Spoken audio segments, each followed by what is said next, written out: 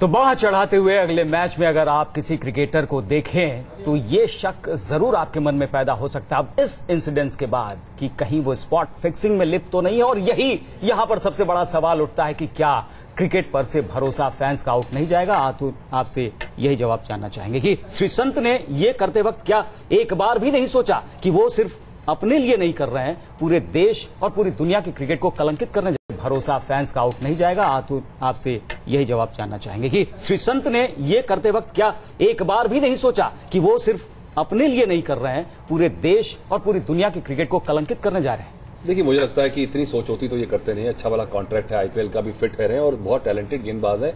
वापसी मैं बार बार कहता आया हूं कि अगर फिट होंगे तो फर्स्ट चॉइस है इंडियन टीम में आने के लिए। वो साउथ अफ्रीका जानी थी टीम, वहां ऐसे गेंदबाज जरूर थी। अब 40-50 लाख रुपए के लिए हमेशा मुंह काला किया है। फिर खैर अब मुझे लगता है कि कैसे ये 3.5 लाख तो आपको टीम की तरफ से 3.5 करोड़ मिलते हैं और आप 40 लाख के लिए ये काम करने को तैयार हो गए। देखिए, जो दुनिया का सबसे अमीर आदमी है वो और अमीर बनने के लिए लगा हुआ सुबह से शाम तक। तो इसकी कोई वो आर्गुमेंट नहीं है कि मेरे पास पैसा तो मुझे और नहीं चाहिए। ये कोई आर्गुमेंट नहीं है। मुझे लगता है कि सबसे 40 लाख के लिए भी ईमान बेचने को तैयार हो जाएंगे, क्रिकेटर्स ईमान बेचने को तैयार हो जाएंगे। देखिए, अब आप किसकी बात कर रहे हैं? नहीं, हम श्रीसंत की बात कर रहे हैं। उनके जरिए तमाम क्रिकेटर्स को भी उन्होंने ये संकेत दिया। चारों तरफ देखें आप तो ऐसा कौन सा साफ सोसाइटी में कोई चेहरा है जो नहीं लाना चाहता? बिल्कुल वो गलत है तो हम भी गलत हो जाए। गलत नहीं हो जाए। पर मैं ये कहता हूँ जी कि आपने सभी के नाम पे कालक पोत दी जो 200 क्रिकेटर हैं। ऐसी बात गलत है। मुझे लगता है कि कुछ बैड एपल्स को लेकर सबकी छवि ना खराब की जाए।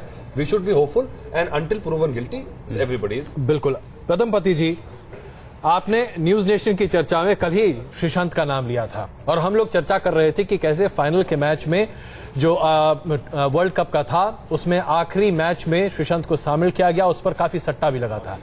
आप जरा बताइए, श्रीसंत के इस व्यवहार को देखकर क्या आप और आपके सरीके तमाम ऐसे लोग जो क्रिकेट को बारीकी से देखते चले आ रहे हैं, अब भरोसा कर पाएंगे क्रिकेट पर?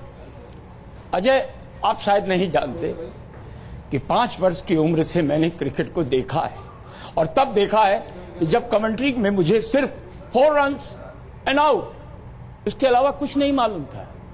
अपने बड़े चाचा लोग सुनते थे, उनकी बात करते थे और उनके देख के वो क्रिकेट से एक मोहब्बत हुई और वो मोहब्बत एक पैशन में बदली, एक जुनून में बदली। क्रिकेट मेरे लिए कभी रोजी रोटी नहीं रही है। मेरे एम्प्लॉयज जानते हैं अच्छी तरह से कि जो कुछ भी किया मैंने स्वतः स्फूर्त किया। इस क्रिकेट को मैंने जिया है, इसको पिया है। लेकिन आज मुझे नफरत हो रही है कि इस क्रिकेट से मैंने इतना प्यार क्यों किया। ये क्रिकेट इतना कलंकित हो सकता है, ये मैंने कल्पना में भी नहीं सोचा था। ये कल्पनातीत था, ईमानदारी से कह रहा हूं। और मेरे पाठक इस बात को अच्छी तरह से जानते हैं कि पदम जी ने कितना भावुक होकर के लिखा है। रविशंकर का सितार बजा है तो विलायत का सितार गाया है। रविशंकर का अगर सितार बजा है तो वो तो गोदई महाराज का तबला सोलो भी बजा है जब कपिल ने सेंचुरी लगाई है। लेकिन अगर वो मैच फिक्स है तो क्या मेरी लेखनी झूठी निकलेगी? ये सोच करके मेरी आत्मा कांप जाती है। और मैं तो श्रीसंत के लिए सिर्फ एक शब्द कहूंगा, ईश्वर तुम्हें माफ नहीं करेगा। बड़ा लंबा टीका लगाते हो, लैकेट को चूमते हो, भगवान को पूजा करते हो, मंदिरों में जाके दर्शन करके उसकी फोटो खिंचवाते हो, अपने को सबसे बड़ा धार्मिक मानते हो और ईश्वर के साथ तुम धोखा कर रहे हो। अगर कोई नरक हो सकता है तो वो निश्चित रूप से रौरव नरक होगा और वो तुम्हें मिलेगा, इसलिए कि तुमने दिखावा किया है, पाखंड किया है एक अपने को धार्मिक होने का। बिल्कुल पदमपति जी, आपकी भावनाएं आज भी फूट फूट कर बाहर निकल रही हैं, इसमें कोई शक नहीं है। और सिर्फ वही नहीं, 120 करोड़ जो यहाँ पर इंडियंस हैं, पूरे दुनिया में जो फैंस बिखरे हुए हैं, सबकी भावनाएं इसी कदर आहत हुई होंगी। और ये तमाम फैंस, यही जो रिएक्शंस आ रहे हैं सारे सोशल नेटवर्क साइट्स पे भी, उस पर कुछ ऐसी ही भावनाएं देखने को मिल रही हैं। देखिए, आज इसमें कंपैरिजन है। पिछली बार जब हुआ था, जब जो पाकिस्तान के खिलाड़ी खेल गए थे वो अपने देश के लिए खेल रहे थे। यहाँ पे जैसे मैंने कहा आपको, एक तो खिलाड़ियों को ये अंदाजा लगता है कि ये छोटी मोटी बात है, ये हमारे से गलती से वाइड और नोबल होता है, इसके लिए अगर पैसे बना रहे हैं तो क्या दिक्कत है? क्योंकि अभी तो हम फ्रेंचाइजी के लिए खेल रहे हैं, एक प्राइवेट कंपनी के लिए खेल रहे हैं। तो जो गिल्टी है, उनकी जो लेवल जो गिल्ट का है वो इतना बड़ा नहीं है। और ये मुझे लगता है जो फैंस हैं, ये भी अगर इंडिया के लिए ऐसी बात हो तो ज्यादा भावोगे। ये तो एक मजा लेने के लिए मैच आया है, उनको गुस्सा जरूर आएगा कि चीट हुआ है, तो ये चीटिंग का केस तो जाहिर है। पर जो पहले जो मुझे रोष हुआ था, या अगर मैं मानूं कि इंडियन टीम के अंदर अगर फिक्सिंग है या इंटरनेशनल मैचेस में है, वो मेरे बड़ा मुद्दा है। फ्रेंचाइजी क्रिकेट में ऐसा लेकिन अतुल जी अब गौरांग भी हमारे साथ बैठे हैं और जाहिर सी बात है इन्होंने नुपुर मेहता की वकालत की थी, तो बहुत बारीकी से चीजों को जानते हैं। कल हमारे साथ ये भी चर्चा कर रहे थे और बता रहे थे कि कैसे कैसे क्या होता है। वाकई में गौरांग, आपको लगता है कि क्रिकेट फैंस आज ठगे नहीं जा रहे हैं इस पूरे खेल में? नहीं, मैं तो बिल्कुल कहता हूं कि बिल्कुल ही ठगे जा रहे हैं। और मैं तो ये कहता हूं कि जितने लोगों ने टिकट खरीदा था इस मैच का और ये अन्य मैच का, वो सारे कंप्लेनेंट बन सकते हैं और सारे क्रिमिनल केस डाल सकते हैं इन सब के खिलाफ। और ये एक बहुत बड़ा एक मुद्दा उठ सकता है। और यही नहीं कि एक सिविल केस भी हो सकता है। हम सब पैसे के लिए डाल सकते हैं, डैमेजेस के लिए सूट डाल सकते हैं, जो हम घर पे बैठ के टीवी देख रहे हैं कि भाई हमें चीटिंग किया जा रहा है। अगर ये सारे मैचेस फिक्स्ड हैं, ये सारी चीजें पहले ही तय हो चुकी हैं, तो ये कुछ नहीं चीटिंग है और सरासर चीटिंग है। अब मान लीजिए, चलिए अब इसी बात पर आगे बढ़ते हैं। मान लीजिए एक दर्शक के तौर पर मैंने अपना 3 घंटा जाया किया आईपीएल के इस मैच को देखने में, और ऐसे में जो 3 घंटा मेरा बर्बाद हुआ, जो मेरा जो विश्वास हिला है, उसके लिए अगर मैं डैमेजेस डालूं तो किसको डालूं? फ्रेंचाइजी को या फिर बीसीसीआई को या फिर इन क्रिकेटर्स को जो आज दोषी पाए जा रहे हैं या जिनके ऊपर आरोप लग रहा है? आप सबको पार्टी बना सकते हैं। आप फ्रेंचाइजी को पार्टी बना सकते हैं जो ये चला रही है। आप क्रिकेटर को डेफिनेटली पार्टी बना सकते हैं क्योंकि वो अक्यूज्ड हैं। और अभी अक्यूज्ड कौन कौन बनेंगे ये भी हमें नहीं मालूम है। अभी तो कुछ ही लोग अभी अरेस्ट हुए हैं, इसका दायरा बढ़ सकता है। बट जितने लोग अक्यूज्ड हुए हैं उनको तो आप डेफिनेटली बना सकते हैं। और जो कंपनी जो ये चला रही है, ये जो सारी हैं, उनके आप बिल्कुल डाल सकते हैं उनके खिलाफ। अब एक बात और बता दीजिए, नुपुर मेहता का केस हैंडल करते करते क्या आप इस बात को मानते हैं कि हमारे क्रिकेटर्स पाक साफ नहीं है? मैं बिल्कुल मानता हूं हमारे क्रिकेटर पाक साफ नहीं है, और ये तो बिल्कुल दिख रहा है, ये तो अब एविडेंट है। इससे ज्यादा क्या सारे क्रिकेटर?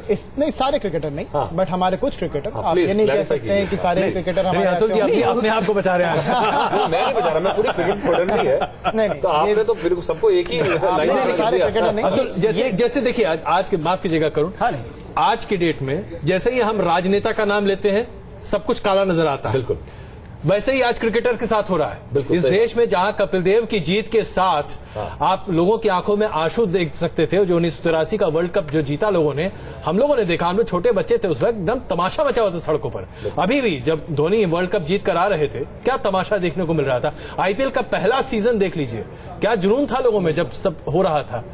आज क्या आप वो विश्वास कर सकते हैं? देखिए, वही मैं कह रहा हूं ना कि एक तो हमारे यहाँ पे हम काफी दुखी होते हैं जब हमारे आइडल्स क्रैश करते हैं, क्योंकि हमने उनको चढ़ाया भी बहुत होता है। तो जब वो गिरते हैं, साधारण नजर आते हैं, तो दुख बड़ा होता है। इसलिए जो रोष है वो ज्यादा नजर आता है, क्योंकि हम एक्सट्रीमिस्ट लोग हैं, हम खुश बहुत ज्यादा होते हैं, हम भगवान बना देते हैं और अगले दिन बिल्कुल कचरे में डाल देते हैं। तो कोई बैलेंस नहीं है यहाँ सोसाइटी में। और हर जगह आपने पॉलिटिशियंस की रेफरेंस दी है, बिल्कुल सही है, पर वही मैं बात बोलता हूँ, क्योंकि हर एक को हक है कि वो ह्यूमन नजर आए। हर एक में ह्यूमन फ्रेलिटीज हैं, हर एक की अपनी दिक्कत है, चाहे वो इतना बड़ा खिलाड़ी हो, पर अंत में है तो इंसान। लालच हर एक की बॉडी नहीं, तो हम उन्हें भगवान ना बनाएं या फिर भगवान बनाए तो उनको कभी नीचे ना गिराएं। क्या आप गिराए नहीं? हाँ, पर आप उनसे इतनी बड़ी एक्सपेक्टेशंस ना करें कि आप सोचें कि ये ऐसा काम हो ही नहीं सकता जी, ये क्योंकि ऐसा बढ़िया प्लेयर है, ये इंसान भी उससे बढ़िया होगा। चलिए, ऐसी अगर विश्वास की बात अलग रखें, पद्मपति जी, अब हम जरा जाए टेक्निक पर, जिस पर हम लोग कल भी चर्चा कर रहे थे, और आज विश्वास तो खैर गया।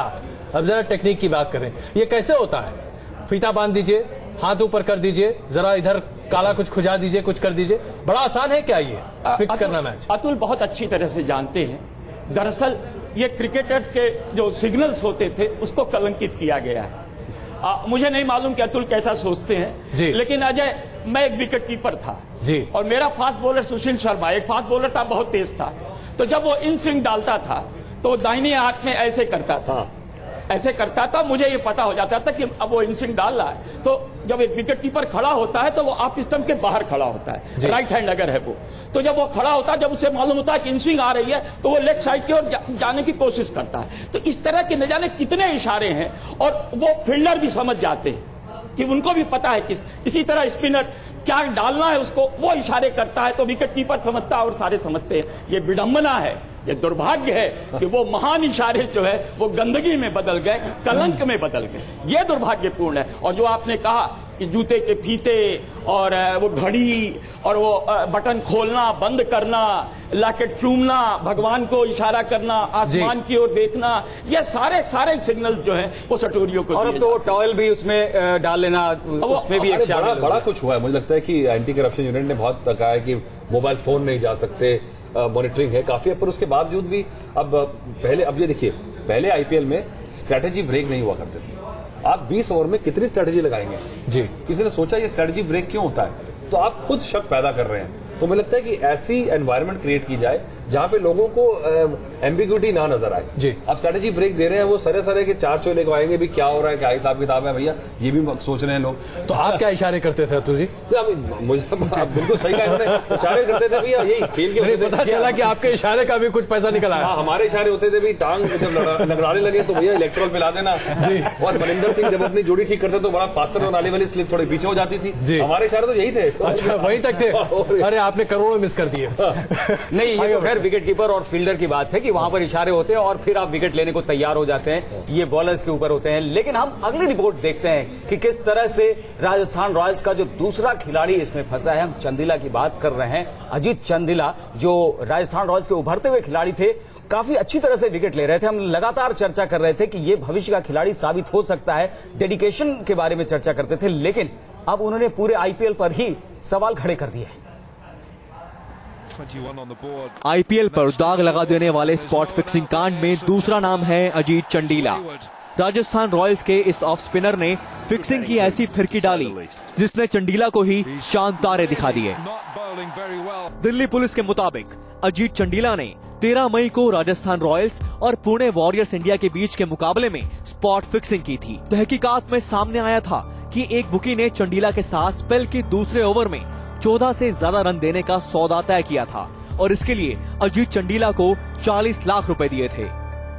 जयपुर में 5 मई को राजस्थान रॉयल और पुणे वॉरियर्स के बीच जो मैच हो रहा था, उसमें प्लेयर अजीत चंदेलिया और अमित, एक बुकी है, इनके बीच का एक कन्वर्सेशन मैं बताना चाहूंगा।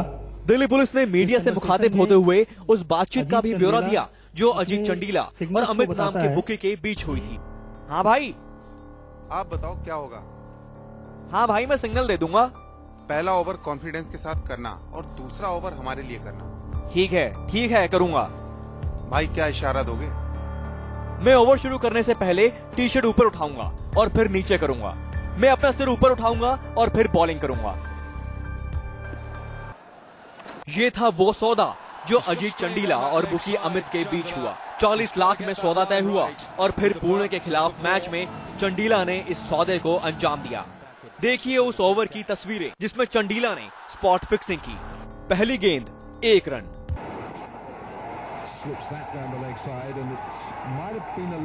दूसरी गेंद 4 रन,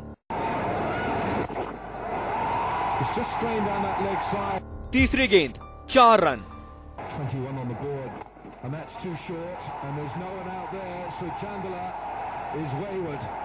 चौथी गेंद कोई रन नहीं,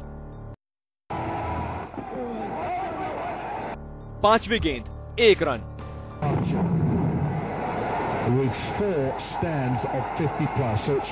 छठी गेंद 4 रन।